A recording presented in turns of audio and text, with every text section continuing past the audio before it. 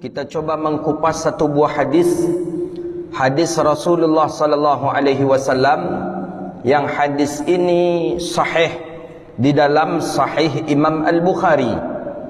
Hadis ini letaknya di dalam Kitabus Shalah. Imam Bukhari itu punya kitab besar judulnya Jami'us Sahih, kumpulan hadis-hadis sahih saja di dalamnya. Di dalam kitab itu ada beberapa kitab-kitab.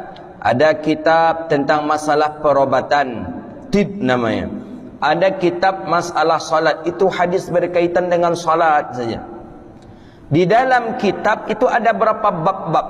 Jadi umpamanya ini kitab besarnya namanya Jami'us Sahih. Di dalam Jami'us Sahih itu ada beberapa kitab. Kitab tentang pengobatan, tetap kitab salat, kitab tentang ilmu, kitab tentang adab, kitab banyak. Di dalam kitab itu pun ada beberapa bab-bab. Kitab ini dalam Kitabus Shalah, babnya tentang ashabul hurab fil masajid.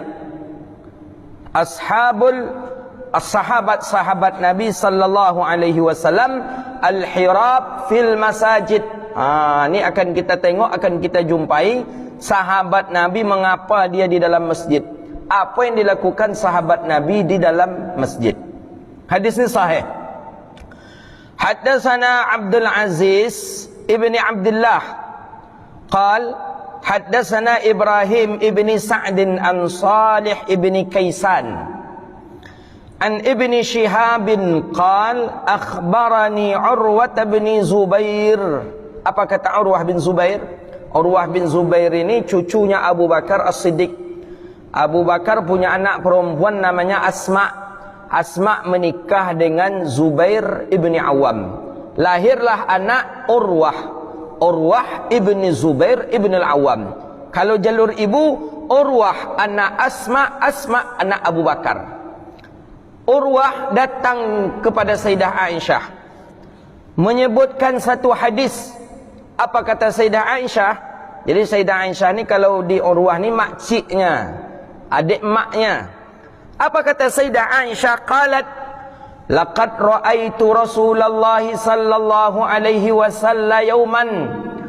Aku, laqad dan sungguh, ini pasti ni, aku melihat Rasulullah sallallahu alaihi wasallam pada suatu hari, kata Sayyidah Aisyah, ala babi hujrati, di pintu kamarku, di pintu rumahku. Nabi berdiri di pintu kamar Sayyidah Aisyah.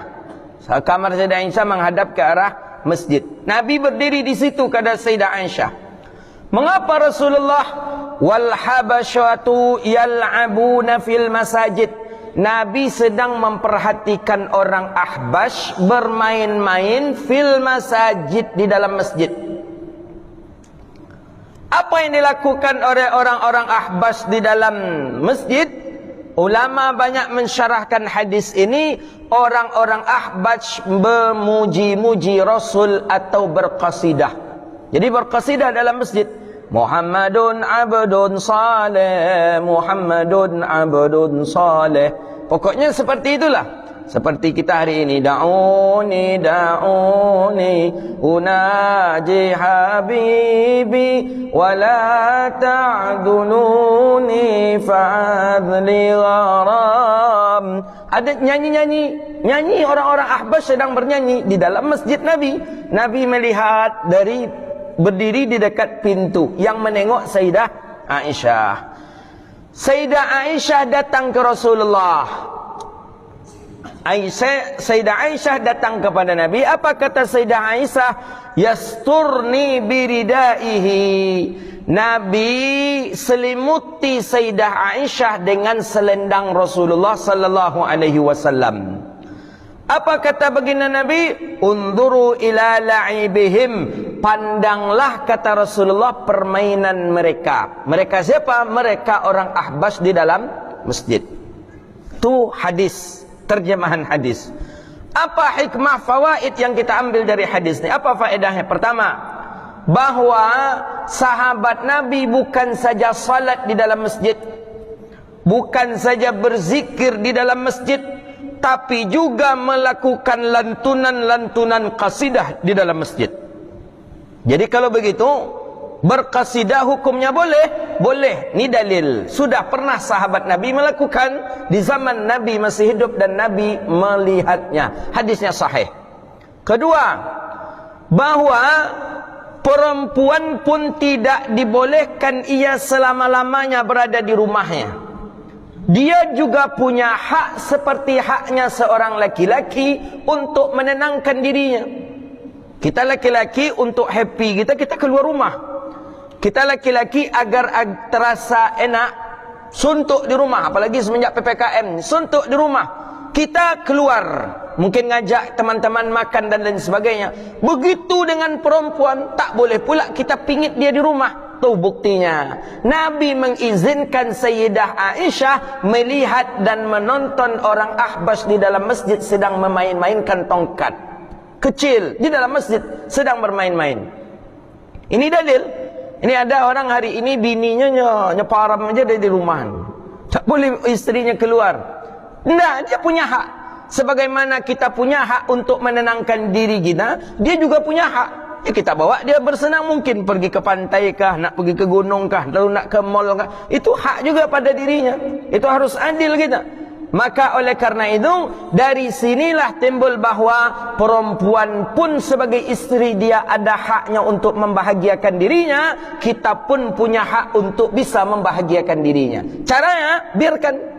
Maka Nabi SAW diselimuti Sayyidah Aisyah. Aisyah mendekat ke Rasulullah. Diambilnya selendangnya oleh Nabi. Nabi pakai selendang. Selendang ar-rida, rida namanya yang dipakaikan di pundak kita tu rida. Nabi selimuti Sayyidah Aisyah. Nabi rangkul Sayyidah Aisyah, kamu suka permainan itu? Kamu melihatnya? Ya, lihatlah, kata Rasulullah sallallahu alaihi wasallam.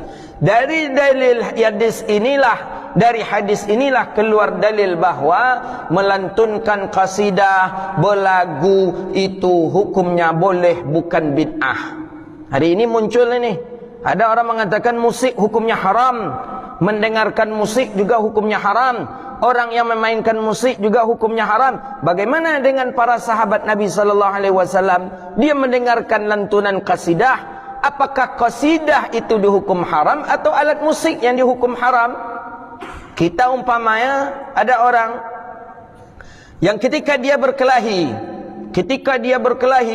kemudian terbunuh kawan tadi, tertusuk kawan tadi dengan memakai alat yang nama alat itu pisau. Bisakah kita mengatakan alat pisau itu haram? Bisakah kita menghukum alat? Ya susah, bingung kita. Musik alat. Jadi yang diharamkan itu yang mana? Apakah lagunya, apakah alatnya, atau biduannya? Tiga nih mesti ada dalam musik itu, harus ada tiga.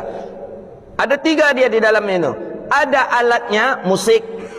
Ada lantunan, apa namanya itu? Ada isinya, ya apa namanya? Kita lupa juga kita. Kemudian ada biduan tukang nyanyinya. Yang mananya haram ini? Teks nyanyinya kah yang haram? Biduan kahnya yang haram? Atau alat musiknya yang haram? Jadi hadis untuk penunjang tentang menyanyi, berqasidah itu sudah ada di zaman Rasulullah sallallahu alaihi wasallam. Ditutuplah dengan hadis Hasan bin Thabit. Hasan bin Thabit yataghanna, menyanyi-nyanyi di dalam masjid Nabi. Hasan bin Thabit menyanyi, berlagu-berlagu di dalam masjid Nabi. Datang Umar datang, dibesarkan oleh Umar matanya kepada Hasan bin Thabit. Hadisnya dalam Bulughul Maram. Dibesarkan matanya oleh Hasan bin Thabit. Dikira Umar membesarkan matanya ke Hasan bin Thabit agar Hasan bin Thabit berhenti menyanyi, jangan menyanyi lagi. Dibesarkan matanya oleh Umar ibn al-Khattab. Ternyata Hasan bin Thabit tak takut. Apa kata Hasan bin Thabit? Umar, aku pernah bernyanyi, aku pernah melantunkan lagu ini di depan orang yang lebih mulia daripada engkau. Siapa orang yang lebih mulia daripada Umar? Di depan Rasulullah. Hasan bin Thabit pernah bernyanyi di depan Nabi. Hasan bin Thabit pernah berlagu di depan Nabi di dalam masjid, tapi Nabi diam. Maka ketika itu Umar ibn al-Khattab pun pergi membiarkan Hasan bin Thabit bernyanyi. Maka oleh karena itu, Tidak bisa kita menghukum segala sesuatu itu yang tidak ada, yang tidak bersumberkan mungkin anggapan kita, kemudian kita haramkan dan kita katakan itu bid'ah. Tidak bisa. Ya mungkin kita mengharamkan sesuatu yang sudah menimbulkan syahwat, memuja-muja syaitan. Ada lagu memuja-muja syaitan, menimbulkan syahwat, kemudian membuat kita lalai, barulah itu hukumnya kepada haram. Dan ini sudah dijelaskan juga oleh Imam Al-Ghazali rahimahullahu ta'ala. Maka oleh karena itu, inilah hadis yang kita baca hari ini. Hadis ini sahih di dalam Sahih Imam Bukhari. Hadis riwayat Sayyidah Aisyah, bahwa Nabi pernah, kata Sayyidah Aisyah, menyaksikan orang bermain, berlagu-lagu, bernyanyi-nyanyi di dalam masjid Nabi. Dan aku pun menyaksikannya, kata Sayyidah Aisyah, dan aku pun diselimuti oleh Rasulullah memakai selendang beliau.